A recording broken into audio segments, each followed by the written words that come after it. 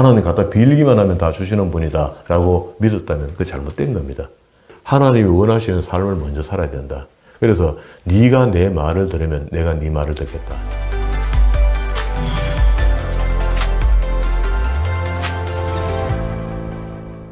예, 오늘도 하나님께서 저와 여러분이 주시는 말씀은 역대상서 1장 이하의 말씀을 통하여 아담과 솔로몬의 후손의 계보를 보라 하신다는 말씀의 제목으로 하나님의 말씀이 전거될 때에 하나님의 목적, 하나님의 계획, 하나님의 뜻이 잘 들려져서 그 말씀에 순종할 때 주시는 참복을 마음껏 누리시는 저와 여러분 되기를 주의 이름으로 축원합니다. 우린 지난 시간까지 바벨론에서 예루살렘으로 귀환한 공동체의 기록인 에스라, 학개, 스가랴, 또 느헤미야 성경을 정리를 하고 말라기서까지 내려갔죠. 그러면 구약 예언서 17권 중에 마지막 책을 이미 본 겁니다.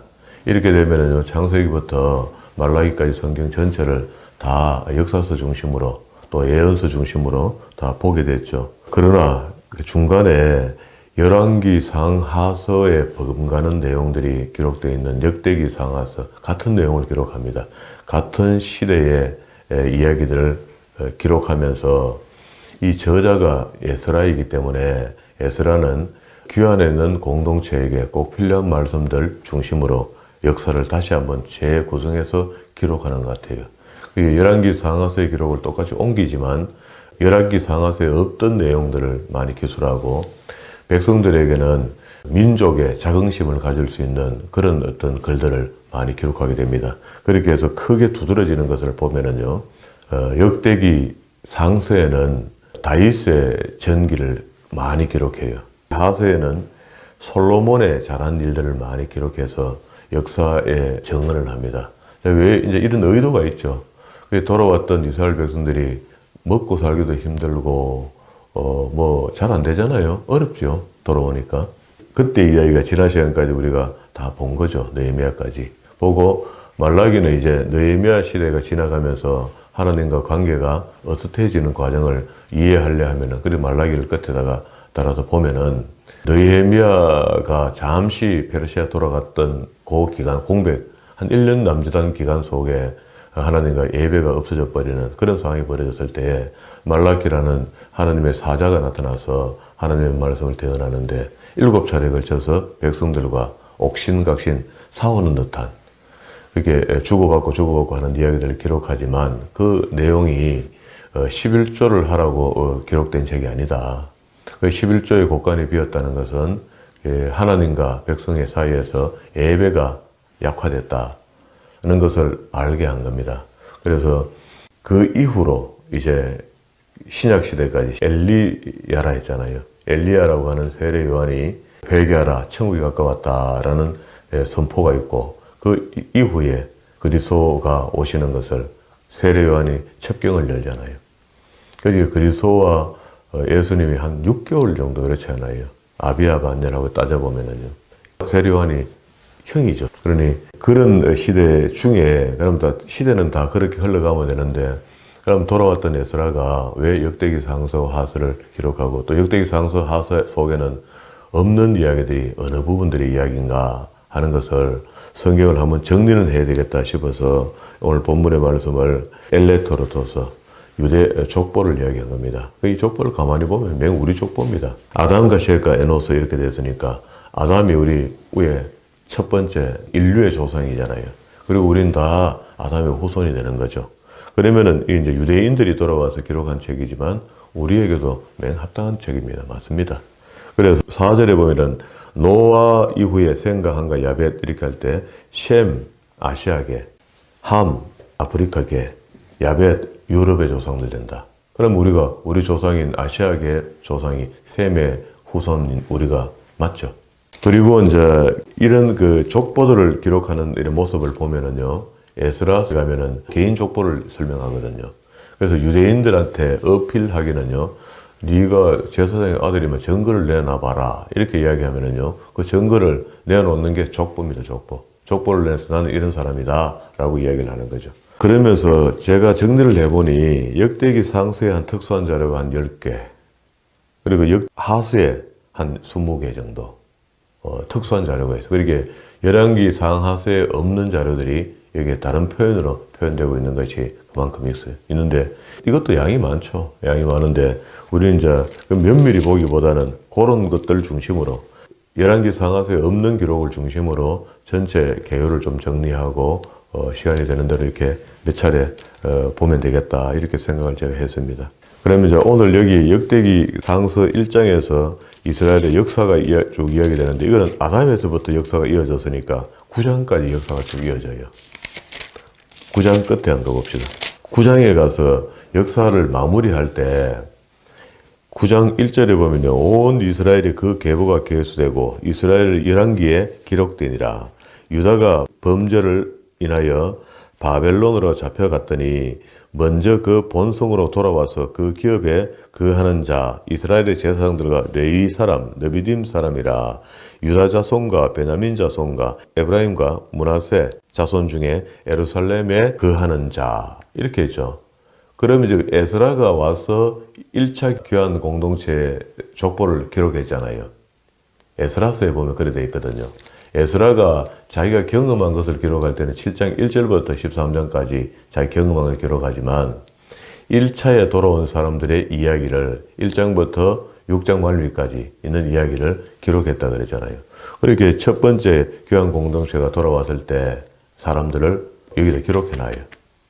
그러면 이제 에스라서 속에 들어있는 에스라가 기록할 수밖에 없었던 기록을 남겼던 그 기록이 일로 옮겨져 온 거죠.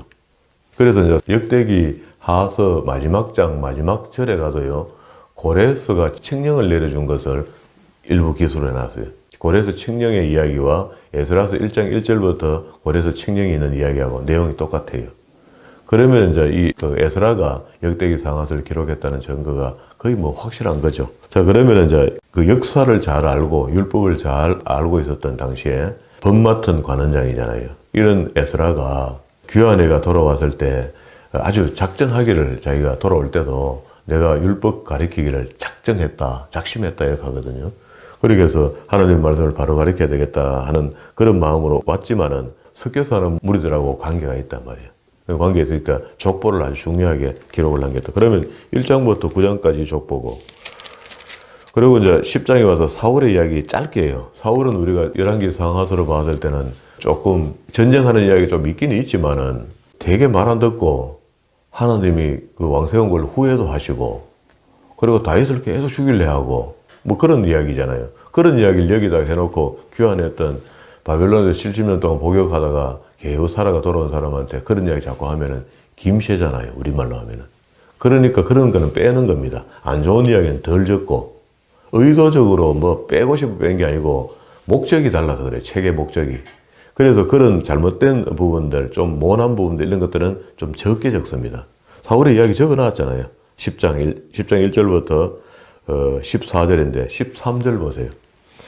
사울이 죽은 것은 여호와께 범죄하였는데 무슨 범죄를 하였는가 간략하게 적어요. 그것도 잘못된 것도 많이 안 적어요. 여호와의 말씀을 지키지 아니했고 첫 번째. 이 안에 만약에 우리가 성경을 바르게 공부한 사람들은 여호와의 말씀을 지키지 아니한 죄라고 할 때 어마어마합니다. 죄가. 마이모니데스가 오경 속에 하라와 하지 마라 부정문과 긍정문을 613개를 뽑아냈다 했잖아요. 거기도 하지 마라는 거 365개 아닙니까? 그걸 했다는 거잖아요. 하나님 말씀을 지키지 않았다. 그렇게 하나님 말씀 공부가 안 되었다. 다시 이야기하면. 성경 공부를 하나도 안 시켰다. 그런 이야기죠. 그리고 두 번째, 신접한 자에게 가르치기를 청하고 귀신의 점쟁이한테 가고 날 좀 가르쳐 달라는 거야. 이 에스라의 눈에는 이게 거슬린 겁니다. 사울의 죄가 뭐냐 이렇게 했을 때 계명을 지키지 않는 거. 다시 근데 우리가 지금 봤을 때는 하나님의 말씀을 읽지도 지키지도 않았다. 그런 이야기죠. 역사 속에서. 그럼 이제 두 가지 여호와의 말씀을 지키지 아니하고 신접한 자에게 가르치기를 청했다. 도와달라 했다. 그러면 이제 여호와의 말씀 앞에다 1, 신접한 자에게 2. 그럼 두 가지를 제안한 거죠. 에스라가 이 책에다가. 그리고 14절에 여호와께 묻지 아니하였으므로 여호와께서 저를 죽이시고 그 나라를 이새의 아들 다윗에게 돌리셨더라 하고 사울은 아주 짧게 이야기해요. 그래 하여튼 상당히 어렵게 다윗이 왕이 되는데 사울을 빨리 이렇게 간단하게 설명하고 11장부터 그 다윗의 이야기가 이어집니다. 온 이스라엘이 헤브론에 모여 다윗을 보고 가로되 우리의 왕의 골육이다. 그러면서 왕을 세웠어요. 세워갖고 다윗이 잘한 일들을 쫙 이야기하고 이 끝까지 내려갑니다. 29장 끝까지 내려오죠. 29장 22절에 이날에 무리가 크게 기뻐하여 여호와 앞에 먹으며 마셨더라. 무리가 다윗의 아들 솔로몬으로 다시 왕을 삼아 기름을 부어 여호와께 돌려 주권자가 되게 하고 사독에게도 기름을 부어 제사장이 되게 했다. 그러니까 요게 이제 무슨 일이 있고 난 뒤에 사독이 다시 제사장이 되려 하면은요, 아도나이란 때 다윗의 아들 아도나이라는 아들이 란을 일으키면은요, 그때 종교계나 군부나 전부 다 아도나이 편에 다 들어가 버려요. 다윗에게 남아있는 사람이 별로 없습니다. 그럴 때에 능거쳐져 있던 사독이 다윗을 따르거든요. 따르면서 그때부터 다윗에게 인정받고 예수님 때까지 내려가요. 예수님 때 사두개파하는 단어가 나오잖아요. 그게 사독가이 이런 말이거든. 사독의 사람들. 그러면 사독 제사장 아들들이 제사장으로 계속 계보를 이어 내려갔다. 그런 이야기입니다. 1500년간 내려가는 그때부터 사독 제사장의 계보가. 그리고 이제 역대기 하서 1장에 와서는 솔로몬의 통치가 시작되죠. 다윗의 아들 솔로몬이 왕위가 견고하여지며 그 하나님 여호와께서 저와 함께 하사 심히 창대하니 이 이야기를 하고 싶은 겁니다. 다윗 잘 됐던 그 이야기와 솔로몬 잘했던 이야기. 우리가 기억하는 대로 솔로몬이 잘한 것만 있습니까? 20년 잘하고 20년은 그 일천 여인과 함께 우상 숭배하고 난리가 난 거 아닙니까? 솔로몬이 직접 했다는 이야기는 없는데 술무수 모르마이가 그가 했겠지 뭐요. 그러니까 일천 여인이 가지고 온 조각 우상들, 휴대용 우상들을 갖고 예루살렘 성 맞은편 산, 자그마한 산이 있는데 그걸 멸망산이에요, 멸망산. 우상의 산당을 만들어 놓은 거예요. 한 1000명이 가져왔으니까 대단하죠. 그걸 쫄아갖고 부인들이 쫄으니까 솔로몬이 막 골치 아프다면 알았다 해가 너 멋대로 하라고 장소를 하나 준 겁니다. 그런데 그때 이미 불국사 가면은 다보탑, 석가탑 있잖아요. 그 대웅전 앞에. 그것처럼 예루살렘 성전 하나님의 전 앞에 우상을 두 개다가 달신, 해신을 세워놨다고. 그렇게 완전 멸망한 거. 하나님이 손 안 대면 안 될 수 없도록 그렇게까지 멸망한 겁니다. 우상 문제가. 그래서 세월을 보내면서 결국 남왕국이 멸망해서 바벨론을 붙잡혀가서 우상 문제를 해결하고 돌아오는 거거든요. 그 우상 문제가 어떻게 해결됐느냐 할 때 다니엘을 보면 잘 보이잖아요. 두라평지에 세워졌던 금신상을 안 섬겼죠. 목숨 걸고 안 섬기는 겁니다. 그렇게 오늘도 우리가 우상 문제에 대해서는 그렇게 하라는 겁니다. 책에 기록했을 때는 목적이 있을 거 아닙니까? 너 그렇게 살아야 된다, 너희가. 근데 안 그러면 너가 바벨론을 포로잡아. 지금 바벨론이 없지만은 세상에 붙잡혀가서 헤맨다, 헤매. 그런 이야기를 역으로 그렇게 하는 거죠. 이거 해갖고 이제 끝까지 뭐 이야기가 할 것도 없습니다. 왕가 9장까지 솔로몬의 이야기가 쭉 내려오다가 솔로몬이 이제 그 다음에 죽게 되잖아요, 결국은. 죽게 되니까 아들에게 위를 넘겨줘야 되는데, 그게 뭐 술 먹고 뭐 엉망진창 되어버려 되니까 그 체계도 잘 안 잡히고 엉망되니 베냐민 지파 한 지파만 유다와 함께 하겠다는, 유다 지파와 함께 하겠다고 나머지 10지파는 등을 돌려버립니다. 등을 돌리면서 10장부터 이제 분열의 조짐이 보이기 시작하다가 분열되는 이야기가 뒤에 넘어가 11장에 나와요. 그래서 남왕국, 북왕국이 전쟁해야 되는 상황이 막 벌어지고요. 10지파와 2지파잖아요. 베냐민 지파가 유다와 함께 했고 나머지는 전부 다 등을 돌렸습니다. 그 이야기가 여기서 쭉 나와요. 그러면서 아예 남왕국 중심으로만 이야기를 해내려가요. 남왕국 왕들의 이야기만 해요. 그러니까 왕들 중에 잘한 거, 좋은 거. 11개 하서를 보면은 엉망이잖아요. 유다 왕들도. 별로 마음에 드는 왕이 없잖아요. 그런데도 그 중에 잘한 것들만 어쨌든 챙겨서 에스라가 열심히 적어 놓습니다. 적어 놨는데 나중에 뒤에 보면은요, 므낫세도 어디 옆에 갔다가 돌아와가 정신 차려갖고 잘했다 하는 이야기도 적어 놔요. 예수님께서 므낫세가 잘못했는 것에 대해서 예수님 당시에도 예수님께서 아파하셨거든요. 너무 독하게 했다. 그럴 정도인데 에스라는 그걸 그래도 좋게 기록을 남겨요. 조금 잘한 거 있으면 아주 넓혀서 기록합니다. 33장 10절에 보면은 여호와께서 므낫세가 그 백성에게 이르셨으나 저희가 듣지 아니한 고로 여호와께서 아수르 왕과 군대 장관들로 와서 치게 하며 저희가 므낫세를 사로잡고 쇠사슬로 결박하여 바벨론으로 끌려간지라. 저가 환난을 당하여 그 하나님 여호와께 간구하고 그 열조의 하나님 앞에 겸비하여 기도한 고로 하나님이 그 기도를 받으시고 그 간구를 들으시사 저로 예루살렘에 돌아와서 다시 왕위에 거하게 하시며 므낫세가 그제야 여호와께서 하나님이신 줄 알았더라. 그리고 바벨론에 잡혀갔다 혼이 나고 돌아와서 하나님을 바르게 알게 됐더라 하는 이야기를 이 사건이 있었겠죠. 그러다 또 타락했겠죠. 그런데 에스라는 요걸 나타내고 싶은 거라. 우리도 바벨론에 잡혀갔다 왔으니 정신 차리자 이런 말이죠. 옛날에 우리 선조 왕 중에 이런 분이 있었다. 이거는 사실 안 적어야 될 건데 적은 것 같아. 그러면 이제 뭐 요시아 왕 잘한 거 이런 게 얼마나 많이 적고 싶겠어요. 요시아 왕 때에 우상 대청소가 일어나거든요. 성전을 리폼하다가 수리하는 중에 성경책을 찾게 되고 성경책을 읽으면서 모든 백성들이 회개하게 되고 하면서 그때 처음 했던 것이 우상의 단을 다 무너뜨리는 겁니다. 그게 34장 3절부터 7절까지 우상을 무너뜨리는 거, 이건 11개에 없는 이야기를 여기다 적어놨어요. 상세하게. 그러니까 요시아 잘했던 이야기 쭉 적고요. 그러면 저 마지막에 36장 22절에 가서 바사왕 고레스 원년에 여호와께서 에레미야 입으로 하신 말씀을 응하게 하시려고 바사왕 고레스 마음을 감동시키시매 저가 온 날에 공포도 하고 조수도 내려가로되 이렇게 하면서 23절까지 있거든요. 그런데 옆에 에스라서 1장 1절에 보면은 바사왕 고레스 원년에 똑같은 이야기잖아요.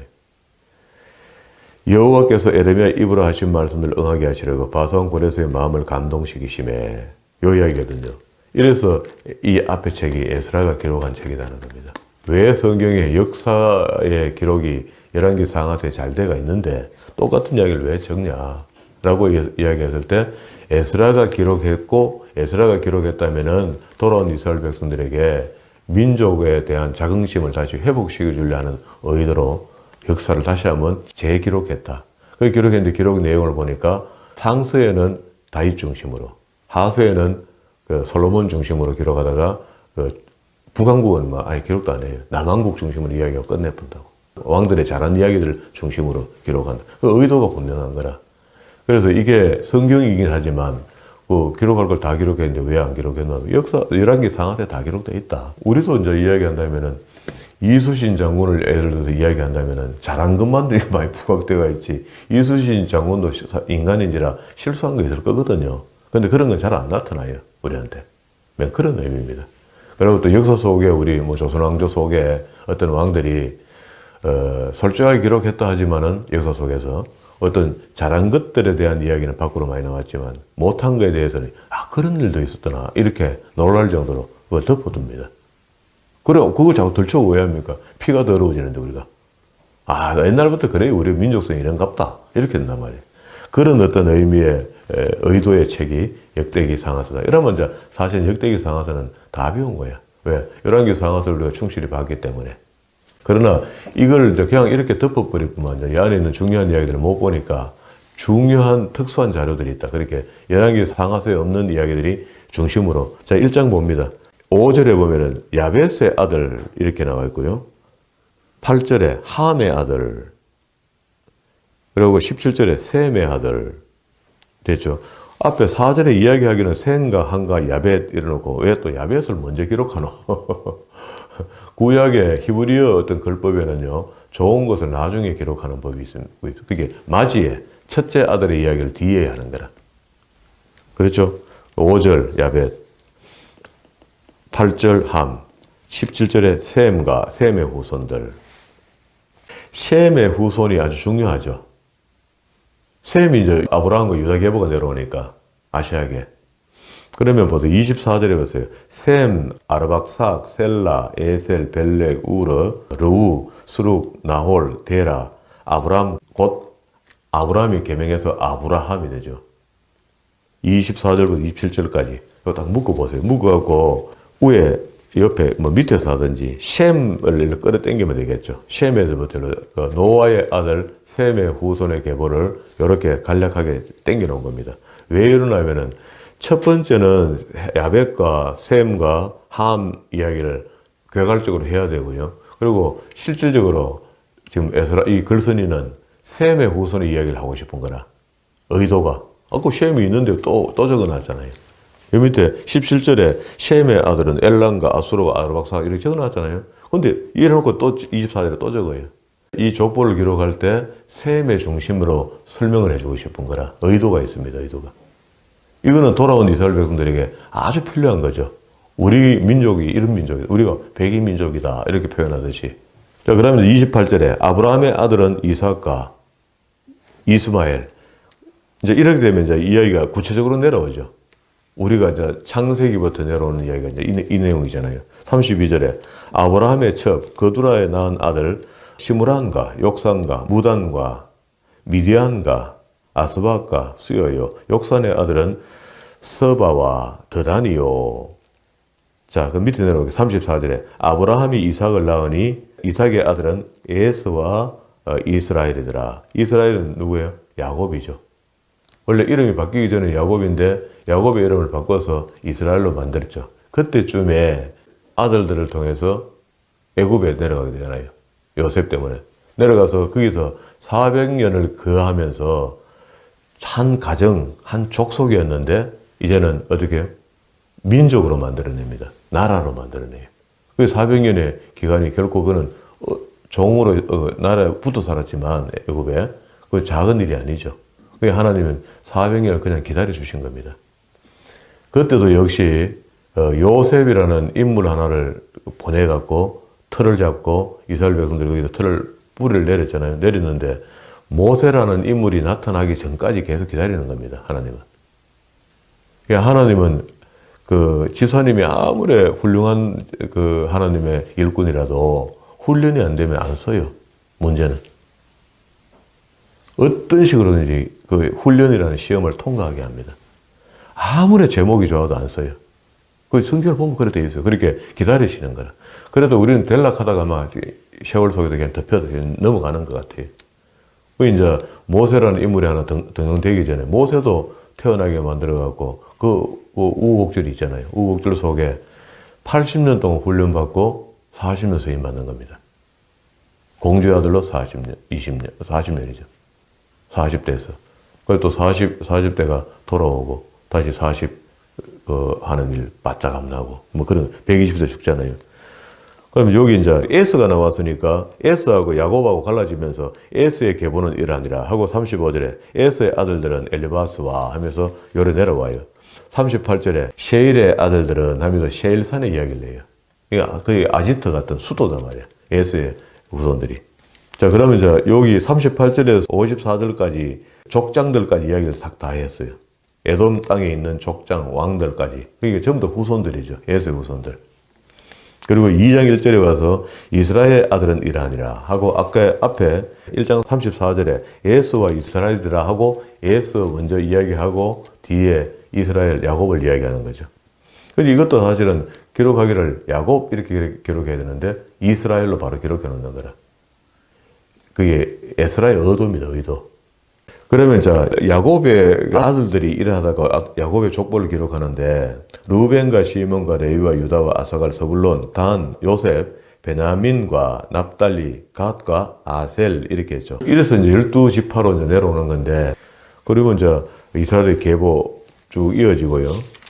여기도 이제 지금 보면은 46절 2장 46절에 가면요 갈렙의 이야기가 나오는데 이거 유다계보 맞죠? 유다계보 안에 갈렙이 나와야 되는데 갈렙이 여호수아하고 갈렙 이 두 사람이잖아요.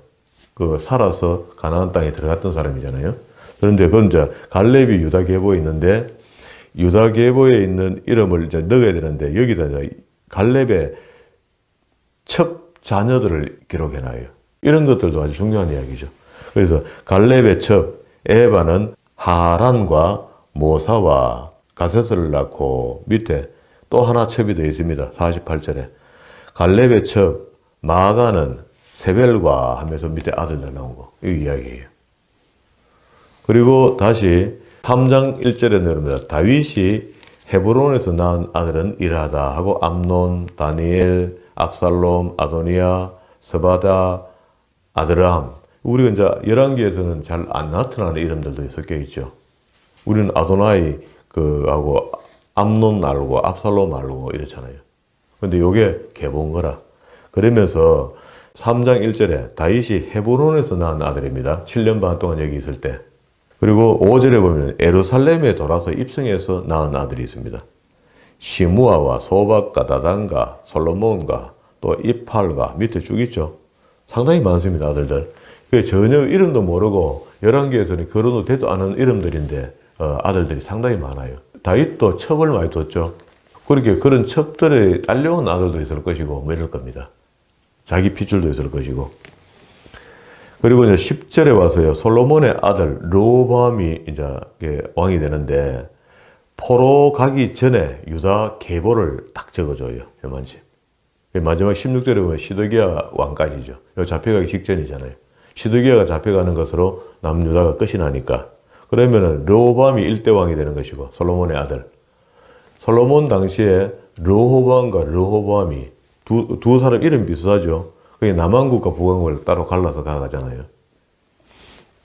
그리고 이제 17절에 사로잡혀 간 여고냐의 아들은 그 아들 살디엘과 하면서 잡혀갔다가 이제 거기서 못 돌아오는 사람들, 뭐 이런 사람들 이야기고요. 그리고 이제 다윗의 이야기를 좀 더 하고 싶으니까 다윗의 순수 혈통들, 다윗 왕가 속에 다윗의 순수 혈통들을 밑에다가 좀 더 적어놔요. 여기 스마야, 느아랴, 에르에네 이런 전혀 우리 모르는 사람들입니다. 그리고 이제 4장에 와서는요 지파 이야기를 합니다. 이제는 이제 족보 이야기를 끝내고 요단 서남 쪽에 그게 요단강을 중심으로 해서 건너편 그 모압 평지 쪽에 있는 지파가 있고 본 땅에 사는 지파가 있고 이해를 그렇게 해야 되거든요. 갈릴리 호수 갈릴리 호수 밑에 있으면 요단강이 위에 있잖아요. 요단강을 건너오면은 본 땅이 되고 이집트는 그때는 모세가 그 땅을 빼뜨렸죠.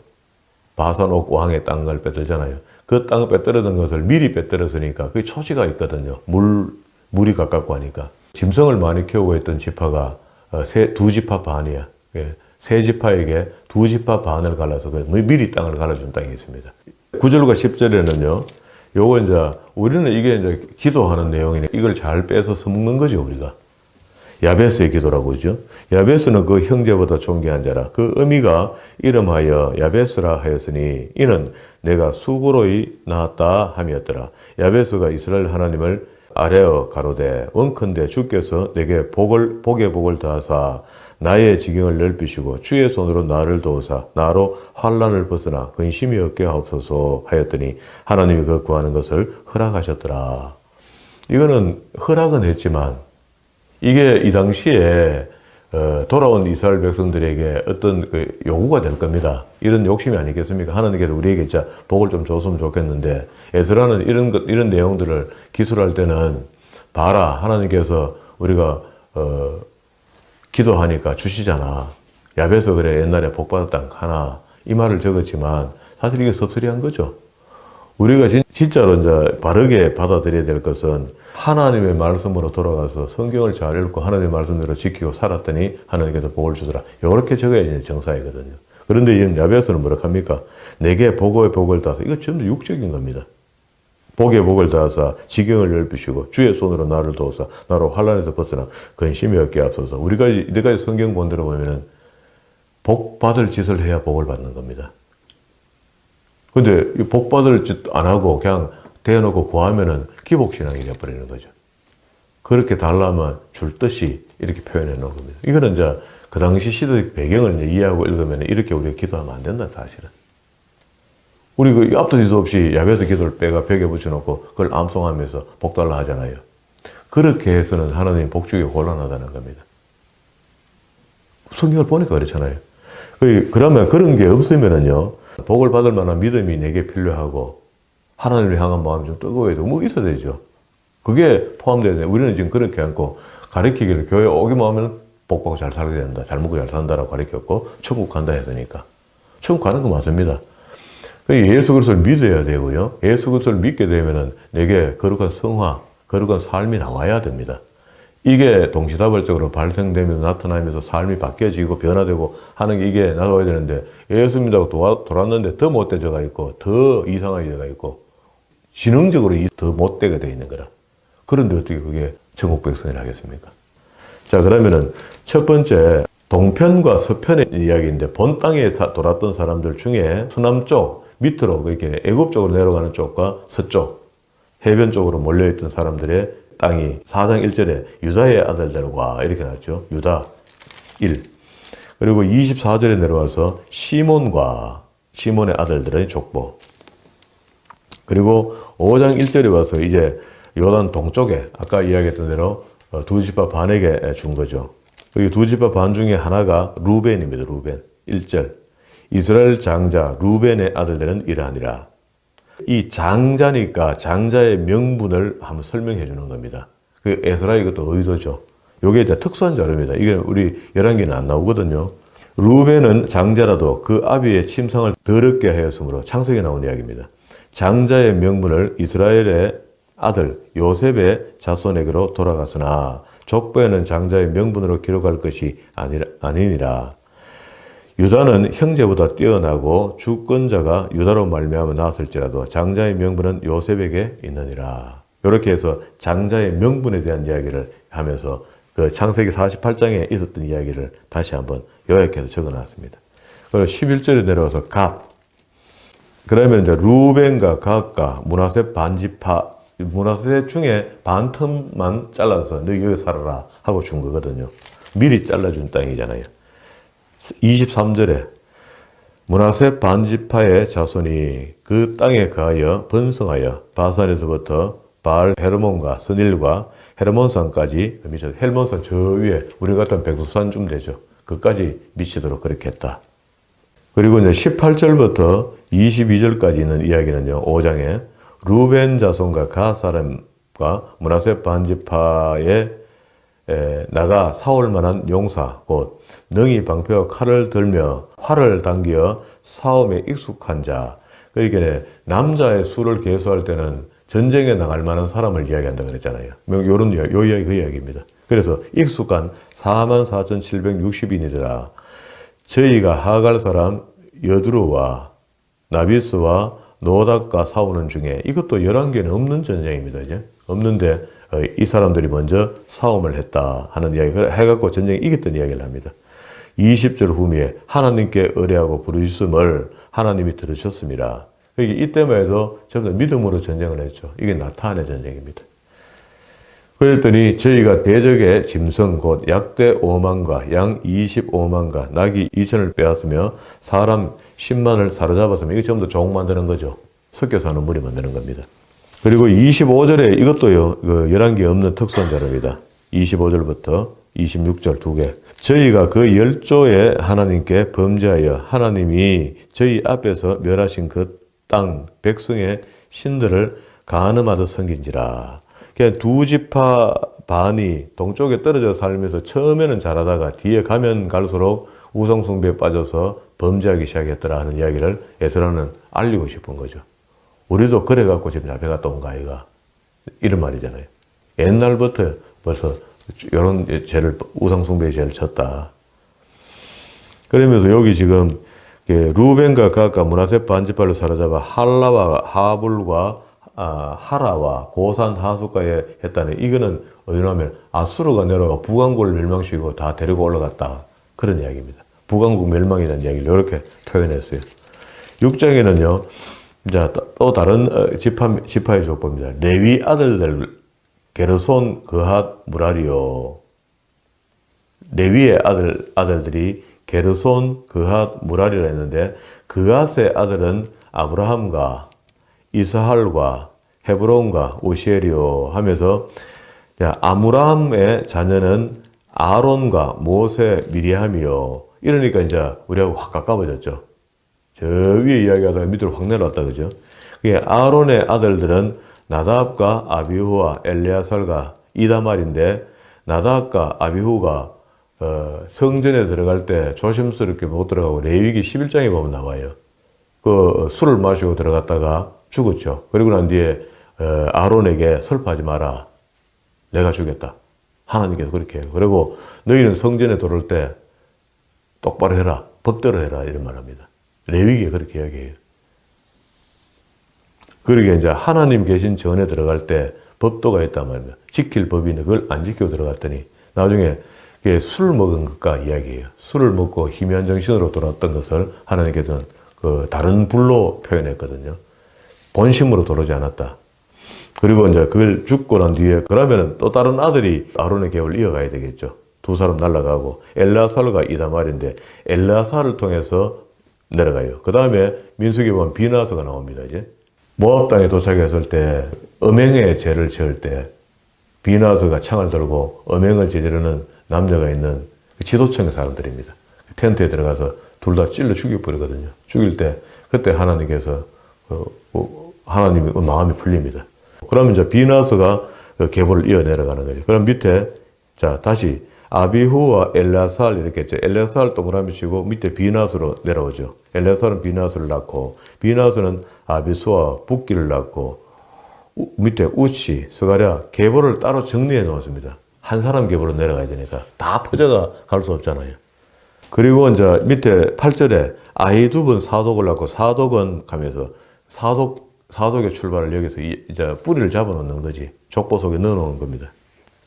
15절에도요, 이건 독립군데 여호와께서 느부갓네살 손으로 유다와 예루살렘 백성을 옮기실 때에 여호사닥도 같이 잡혀갔더라. 이것도 알아라 하고 첨부해 놓은 겁니다.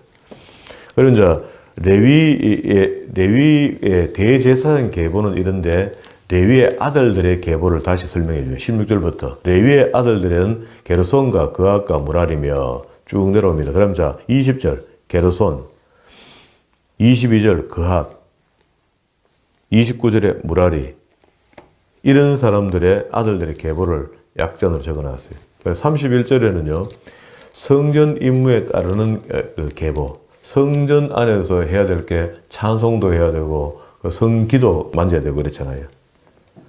31절 후미에 찬송하는 일을 맡게 하며 33절에 해마는 찬송하는 자라 저는 요엘의 아들이요 요엘은 사무엘의 아들이더라. 사무엘은 엘가나와 다 앞면에 있는 이름들이죠. 그리고 38절에 고라는 이스할의 아들들이요 이스할은 그핫의 아들들이요 그핫은 레위의 아들들이요 레위는 이스라엘의 아들이며 해만의 형제 아삽의 시가 많이 있죠. 시편에 보면은 이 찬양하는 사람들이십니다. 해만의 우편의 직무를 행하였으니 그리고 우편에 했으면 좌편도 있겠죠. 44절에 보세요. 저희 형제 무라리 자손 중에 그 좌편에서 직무를 행하는 자는 에단이라. 에단은 기시의 아들이요 하면서 좌편에 있는 사람들. 그리고 49절에 아론과 그 자손은 번제단, 향단 위에 분향하여 제사를 드리며 정식으로 예배드리는 사람들 좌우에 누가 돕는 사람들이 있었다. 그런 말입니다. 50절 아까 대제사장의 계보를 이야기했잖아요. 아론의 자손은 이러하니 그 아들은 엘레아살, 비나스, 아비수아, 붓기, 우시 그게 한 계보로 따라 내려오죠. 아들이 넷인데 둘이 죽었고 하나는 둘이 남았는데 둘 중에 비나스, 장자를 통해서 계보를 내려간다. 54절에 저희의 거한 곳, 레위 지파의 거주지를 설명했어요. 그게 54절 후미에 그앗 족속이 먼저 제비를 뽑았으므로 땅을 차지하고 61절 그앗 자손이 남은 자에게 므낫세 반지파 중에서 제비를 뽑아 10성읍을 줬고 62절에 게르손 자손에게 그 족속대로 아사갈, 아셀, 납달리, 므낫세 그리고 63절에 무라리 자손에게는 그 족속대로 루벤과 갓과 서불론을 땅을 줬고 그리고 66절부터는요 도피성 성읍을 준 지파에 대한 기록을 또 남겨놓습니다. 이건 전부 선한 일이니까 다 기록을 남겨요. 오늘 뭐 시간이 너무 많이 갔습니다. 자, 6장 말미까지 정리했습니다. 요게 이제 66절부터 81절까지 있는 이야기는요, 도피성을 준 지파에 대한 이야기를 해줍니다. 개괄적으로 정리해놨으니까 요까지 보고 다음 시간에 7장부터 정리하도록 그렇게 하겠습니다.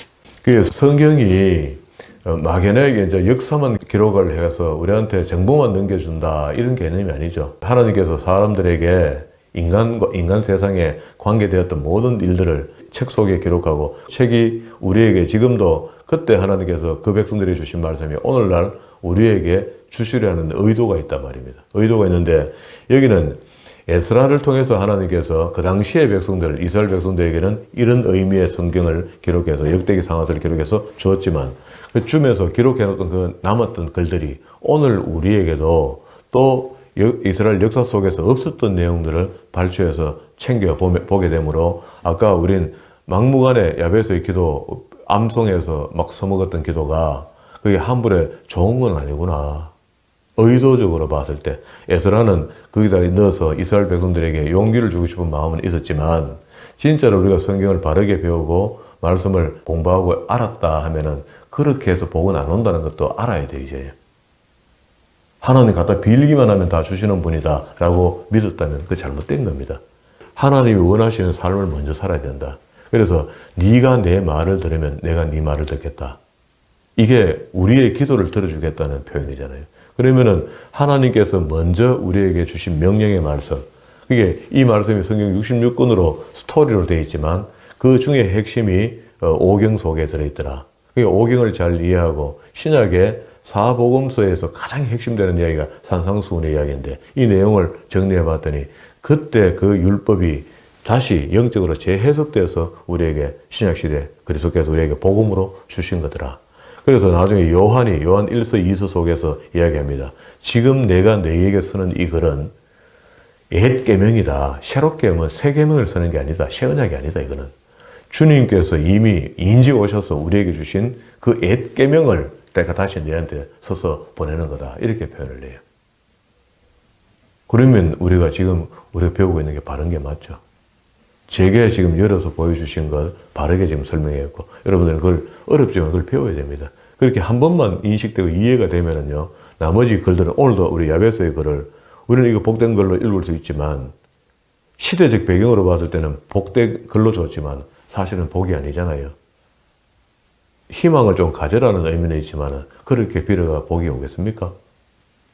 그 전에 야베스가 하나님의 뜻을 잘 알고 실천하고 이행하고 우상을 멀리하고 십계명을 지키고 율법을 계명을 지키고 있었다면 그런 복은 기도 안 해도 줍니다. 그게 하나님과 우리의 관계 속에 뭐가 안 맞는 경우들이거든요. 그래서 성경을 보되 바르게 보고 바르게 배우고 바르게 적용해야 된다. 자, 이게 우리 역사는 아니다고 자꾸 엉뚱한 소리 하지 말고 하나님 역사는요 우리 역사이기도 합니다. 이스라엘 역사이기도 하지만 우리 역사이기도 합니다. 그때는 그 사람들에게 오늘은 우리에게 주시는 말씀이다. 이렇게 말씀을 달게 받으시고 그 말씀이 양약같이 되어서 우리의 삶을 하나님의 말씀의 빛으로 비춰서 더 밝게 만들어 하나님과 동행하는 삶이 계속 이어질 수 있도록 살아가는 저와 여러분 되기를 주의 이름으로 축원합니다.